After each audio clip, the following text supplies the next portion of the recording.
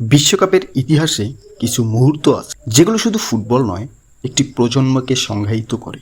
1986 সালে ম্যারাডোনা, 2002 সালে রোনালদো, 2022 সালে একজন 23 বছর বয়সী ফুটবলার ফাইনালে হ্যাট্রিক করেও ট্রফি জিততে পারেন। ভাবুন, আপনি বিশ্বকাপ ফাইনালে 3 গোল করলেন, তবুও পরাজিত। সেই রাতে লাখো মানুষ কাঁদছিল, কিন্তু একজন মানুষ নীরব ছিল, কিলিয়ান এমবাপ্পে। সেই নীরবতা প্রতিশোধের আগুনে পরিণত হয়েছে। 2026 সালে কি তিনি আবারও বিশ্বকাপ জিতবেন, নাকি ফুটবল ইতিহাস আরেকটি নির্মম গল্প লিখবে? ডেটা, ইতিহাস, মনোবিজ্ঞান এবং বাস্তবতা দিয়ে বিশ্লেষণ করব। ফ্রান্স কি সত্যি বিশ্বকাপ জেতার সবচেয়ে বড় দাবিদার? ফুটবল ইতিহাসে অধিকাংশ কিংবদন্তির উত্থান ধীরে ধীরে হয়েছে, কিন্তু এমবাপ্পে, তিনি যেন ভিডিও গেমের চরিত্র। 19 বছর বয়সে বিশ্বকাপ জয়, 23 বছর বয়সে বিশ্বকাপ ফাইনালে হ্যাট্রিক, 25 বছর বয়সে বিশ্বের সবচেয়ে ভয়ঙ্কর ফরওয়ার্ড। এবং এখন তিনি শুধু একজন খেলোয়াড় নন, তিনি একটি সিস্টেম, একটি অস্ত্র, একটি ব্র্যান্ড, একটি জাতির আশা। কিন্তু এখানে একটি প্রশ্ন রয়েছে, ফুটবল কি কখনো একজন মানুষের কাঁধে জেতা যায়? বিশ্বকাপ একটি নিষ্ঠুর টুর্নামেন্ট। ইতিহাস দেখুন, চ্যাম্পিয়ন দলগুলো বারবার ব্যর্থ হয়েছে। Spain, Germany, Italy. বিশ্বকাপের সফলতা পুনরাবৃত্তি করা প্রায় অসম্ভব। কিন্তু ফ্রান্স অন্যরকম।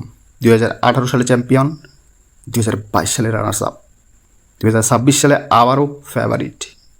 এটা শুধু প্রতিভা নয়, এটা একটি ফুটবল মেশিন।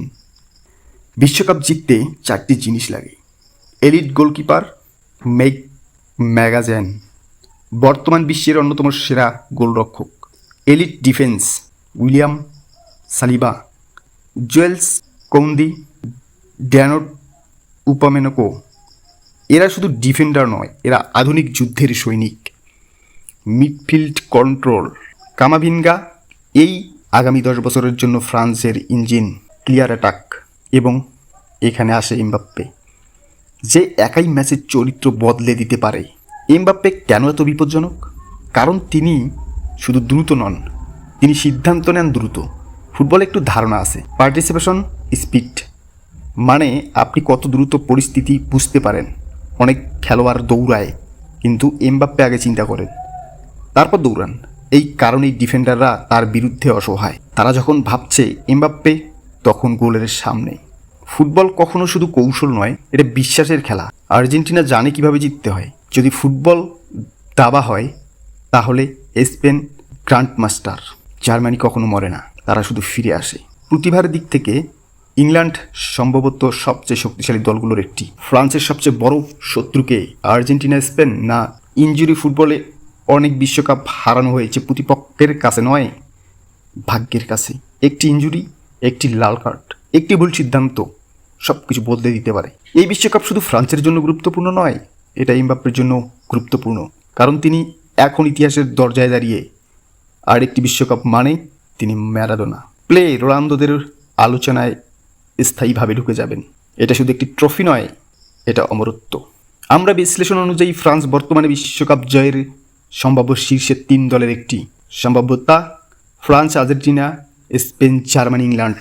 তাদের মধ্যে ফ্রান্স 30%। কিন্তু বিশ্বকাপ গণিতের খেলা নয়, এটি শৃঙ্খলার খেলা।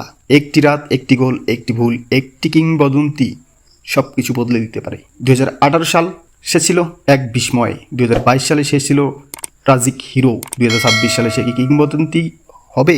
বিশ্বকাপ কি আবারও ফিরবে ফ্রান্সে, নাকি ইতিহাস লিখবে নতুন কোনো নায়কের গল্প? একটি বিষয় নিশ্চিত, যখন কিলিয়ান এমবাপ্পে মাঠে নামেন, তখন শুধু একটি ম্যাচ শুরু হয় না, ইতিহাস